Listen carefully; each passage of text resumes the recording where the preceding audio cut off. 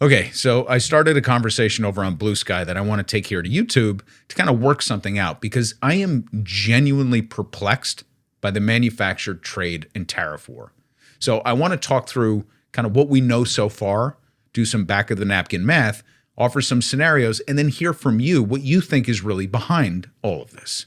So let's go. UNFTR. All right, so I've been racking my brain on this one, and I'm honestly stumped. So Trump's first full week in office has been as horrific as it has been predictable.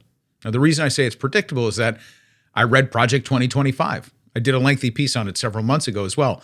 Quite literally, every executive order, every cabinet nomination, every policy move was prescribed in the Heritage Foundation-led document.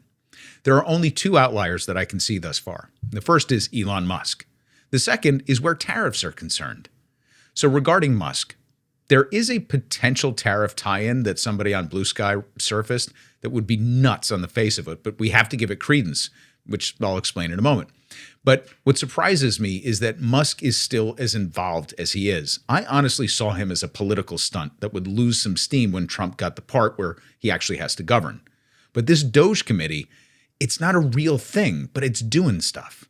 But nobody elected this guy. There's literally no known mechanism that would allow him to have such unfettered access to White House decision-making, and certainly not the nation's data, as we just uncovered that Musk's team now has full access to the U.S. Treasury database.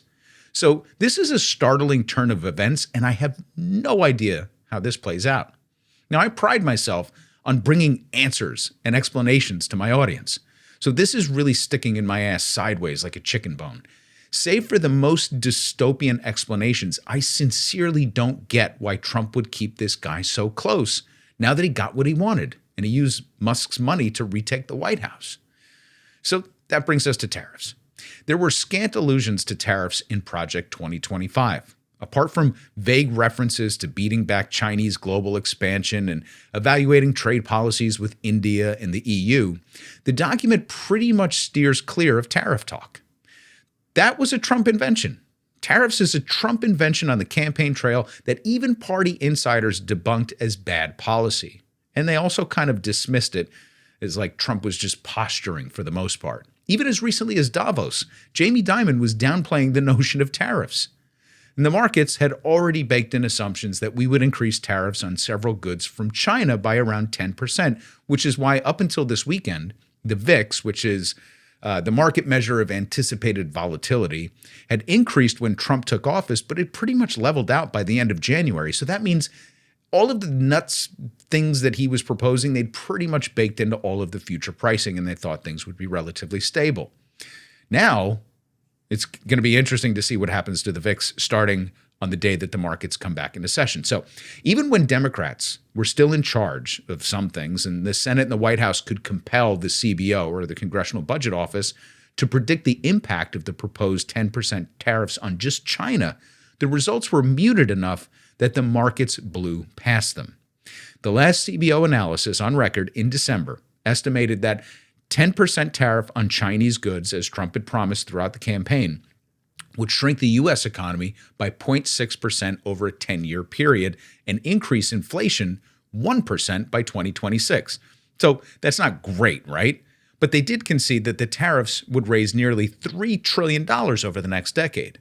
Now, this would come through on the fees on goods, and we'll talk about that in a moment, but the related inflation would cost the average U.S. family about $1,500 a year. So the CBO noted that these numbers are also in a vacuum.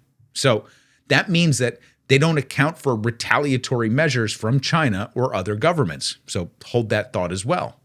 So before we get into the scenarios that might explain why he's doing this, let's briefly talk about tariffs because there still seems to be some confusion surrounding them. And it's really kind of simple. A tariff is basically a tax on goods coming into the country. So it's who pays this tax that seems to generate some confusion. So if you're an American auto manufacturer and you import car parts from Canada or Mexico, in the current example, you're going to pay 25% more for those parts. The company, not Canada, not Mexico, the American company. That money goes directly to the US government. So it's a tax on American companies. So why would anyone do this? Well, one reason is to make American goods more desirable. It's how we shift the balance of manufacturing power. This is the patriotic talking point behind Made in America. Trump is saying that Canada and Mexico in particular, though, are taking advantage of us, so he's going to make domestic manufacturing more competitive by making foreign suppliers less competitive.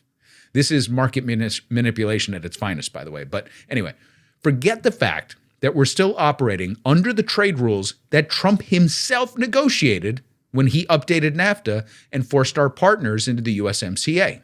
So he's saying they're taking advantage of us by playing by the rules that he created. Again, bonkers, and we'll get there. But one of the problems is that most of the things that we import for domestic production come here because we don't have as much of it as our partners, or we don't have the expertise they do, or we relinquished our edge under NAFTA in the first place. So we don't have the things we're bringing in at the same price or quantity that's required to make these things, and we look elsewhere. We make great bourbon, so Canadians drink that instead of rye sometimes. We make good finished automobiles, so Mexicans drive American cars that have certain parts made in Mexico while the finished product is completed in the United States. You get the picture. These things are considered, negotiated, and implemented over years and years, and now Trump is taking a howitzer to the whole thing that he himself created. In pure numbers, here's where it all lays out on the eve of this proposed tariff regime, right? Trump is implementing a 25% increase on Canadian and Mexican imports and 10% on Chinese imports. In terms of volume, Mexican and Canadian exports to the U.S. account for a much greater percentage of their GDP. So if they suddenly lose a ton of contracts and relationships, it's a much bigger problem for them. But ultimately, the U.S. consumer is going to bear the brunt of the price increases, so that's really the puzzling part. The U.S. consumer continues to spend and hold the global economy together. That is not hyperbole. But the gap between consumer spending and wage increases is increasing, and consumer debt is at an all-time high. It's very possible that this little trade war suddenly throws the U.S. consumer into a tailspin because of how fragile the numbers are at the moment. It just doesn't make any sense. This is a self-inflicted wound that comes at a time when we know this administration is also looking at ways to eliminate entitlements and welfare protections. And most of the pandemic-era programs, if not all, that it kept so many of us above water are over. They're done. Now, some speculate that Trump is banking on suppressed oil prices. See, oil and energy make up a significant portion of core inflation. So theoretically, if he can keep the markets flooded with oil and the dollar strong through tariffs, he can keep inflation under control, or at least with respect to energy as a portion of inflation. Now, maybe so, or at least for a while, but this is a tremendous risk, knowing that oil is a globally traded product. We're not the only ones who influence the price of oil. So again, this is a huge risk in and of itself. So here are the scenarios that I've been able to come up with, but I want to hear your thoughts on it. Now understand that literally no one in Trump's orbit is calling for this to happen. So what else am I missing? Scenario 1. He doesn't understand tariffs. No matter how many times he's told, he just can't grasp it. And he actually thinks he's getting them to pay us, like Canada just has to write a check to the US Treasury. Again, bonkers, but plausible. Scenario 2. It's a show. Trump loves to solve problems of his own making. So make it seem like there's some big trade imbalance and we're getting screwed. Implement tariffs only to remove them in a month and declare, problem solved, I fixed it. Bonkers, but plausible. Scenario 3. He's determined to pass tax cuts for the wealthy and definitely has the votes to do it. But he doesn't necessarily have the votes to increase the debt limit to the degree that he'll need to if he blows a hole in the budget with said tax cuts. So he has no other option on the table currently to raise revenue immediately than to punish U.S. companies and the U.S. consumer to get this done. Awful, but plausible. Scenario 4, and this might be the worst option. As it is, he knows his policies are going to rip the country apart and drive us into an economic ditch, create such a catastrophic economic emergency that he's forced to suspend all normal governance, civil liberties, entitlements, etc. Terrifying, but also plausible. And the final scenario is suggested by a follower on Bluesky. It will tank several major U.S. companies that will be looking for someone to bail them out, and maybe there are a few on Elon Musk's radar. I mean, why pay full price to take over some company when Musk can force a discount? Now, that's oligarchy and corruption at its finest. It's the most conspiratorial scenario for sure. But then again, why is he still in the picture?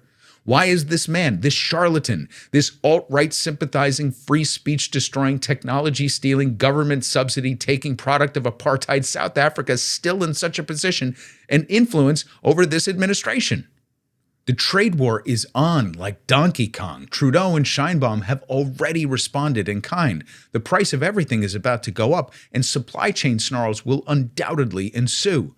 So please, if I'm missing something, leave it in the comments because I am genuinely perplexed, and I can't wait to hear your thoughts. Okay, remember to like this video and subscribe to the channel, and if you're not signed up for our free weekly newsletter, then go to UNFTR.com to subscribe. It's a newsletter designed for leftists and progressives that want an honest, unfiltered take on current events.